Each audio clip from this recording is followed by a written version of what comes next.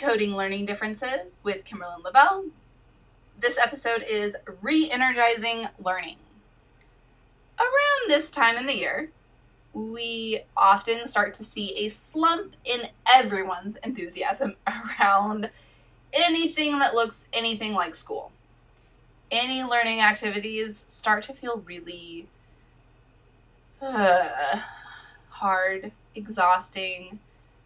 We just can't wait for the next break, right? So understand that, accept that, and it's okay. One thing that was shown to me years ago is, it wasn't this exact graphic, but it was similar to this, where the spread circle is where we're at right now. If you're watching the video, you're able to see that. That red circle is showing that's your learning slump. That's where we're at around November. We start the year off super yeah, we've got this. We might have started with some anxiety, so I was kind of that initial low, and then we go, yeah, I've got this is great. We're in a stride, things are great, we've got everything figured out, and then things start to get harder. Now, it's not necessarily the academics that are really harder. It can often just be the ability to put forth effort suddenly feels so much harder. It feels so much harder to have the energy to do the thing we're supposed to do, or to care about this learning activity or this workbook that I've been doing for 3 or 4 months now. I'm over it, right? Our kids might not be saying that, but they might be showing it. So keep that in mind. That's kind of where we're at right now in the school year. So there's a few strategies to deal with this. First of all, check your own energy. How are you showing up? If you are showing up we need to do this, let's go, your kids are going to be like, no, I don't want to. Because you've put forth that energy of you don't really want to. And they don't all really want to either. And there's going to be that clash. Because you're looking for that fight, even if you don't want the fight. Right? I know you don't want it. But when you approach with that kind of, let's go, it's time to do math. That's the energy of, I'm looking for a fight. So keep that in mind. Check yourself. It's better to not say anything than to say something that's just going to trigger everyone and get everyone butting heads. Although I also know it's hard. But that's why I'm saying it right now. To remind you to think about it, be mindful and cognizant of it, and reflect on how you're feeling before you ask your child to do something. So check your own energy. What are you bringing forth? When you're ready to be like, hey, do you want to work on that workbook now? They might say no. And how is your energy? Are you going to be able to accept them saying, no, I don't want to? Great. How about we go to a museum? No, I just want to watch this play this video game. Can you handle it? If not, what do you need to do for yourself? Whatever your self-care is that is going... Now, there's different things that you're going to need, right? But right now in this moment, if you're feeling like, if they say that to me, then just stop and think about, what do you need to get to where you can handle that and not really mind at all? Think about it.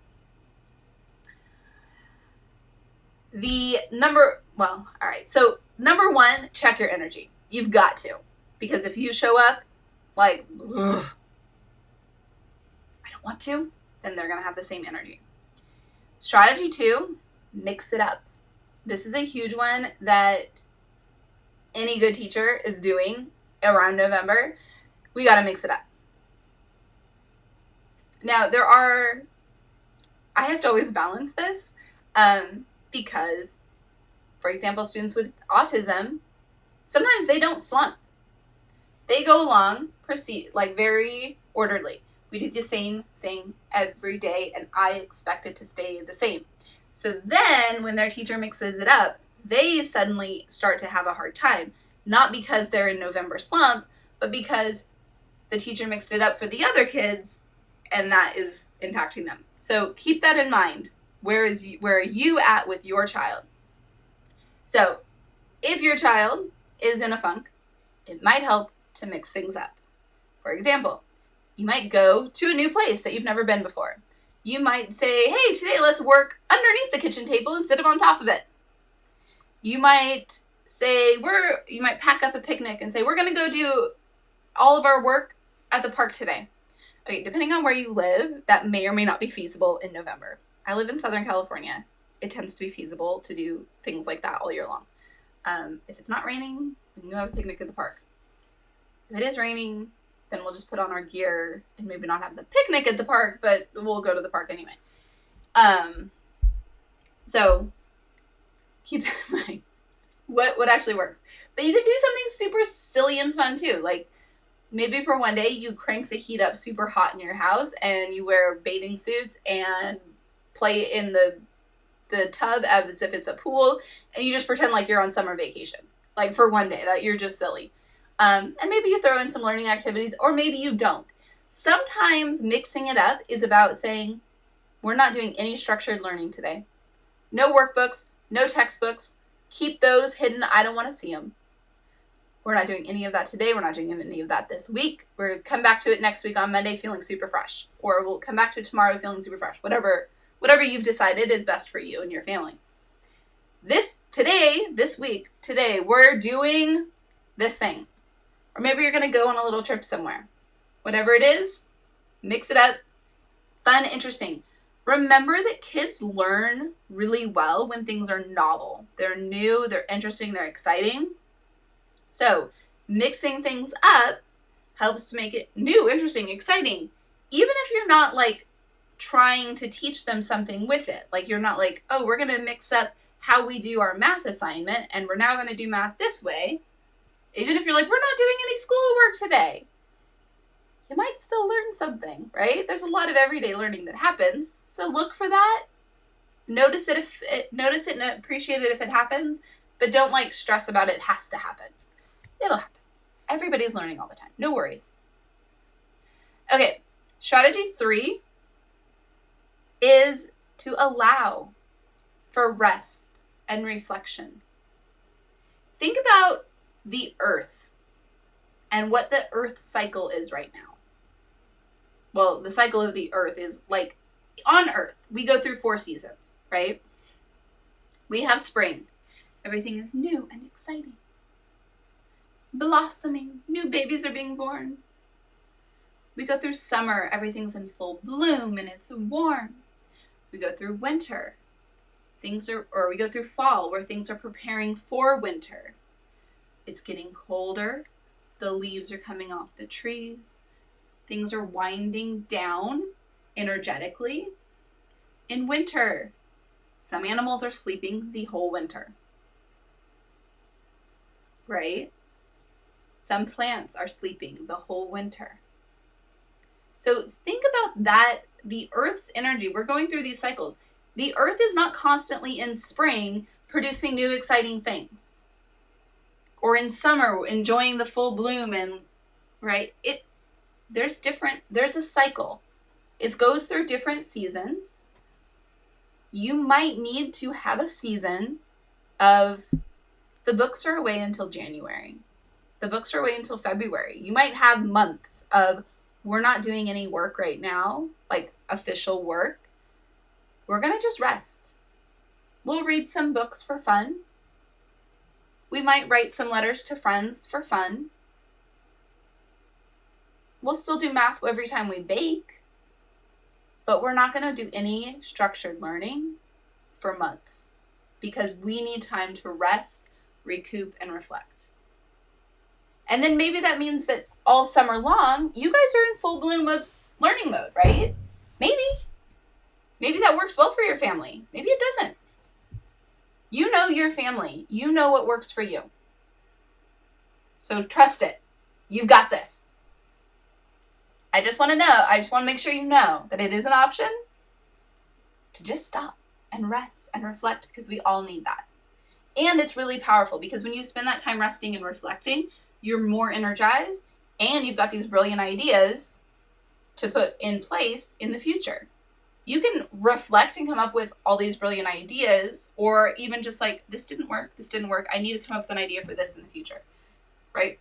Maybe you're not even generating ideas. You're just reflecting on what has worked or what hasn't worked so that you're ready to generate ideas later. Do some journaling. Yourself. Maybe also your kid. But you. Do your journaling. And if you journal in front of your kid, maybe your kid will also journal and there'll be some learning happening that way. But and strategy 4 is to follow your child's lead. So again, if your child is like, which I kind of always am a big believer in this strategy in general, but notice where their energy is at, where their interests are, and go with it.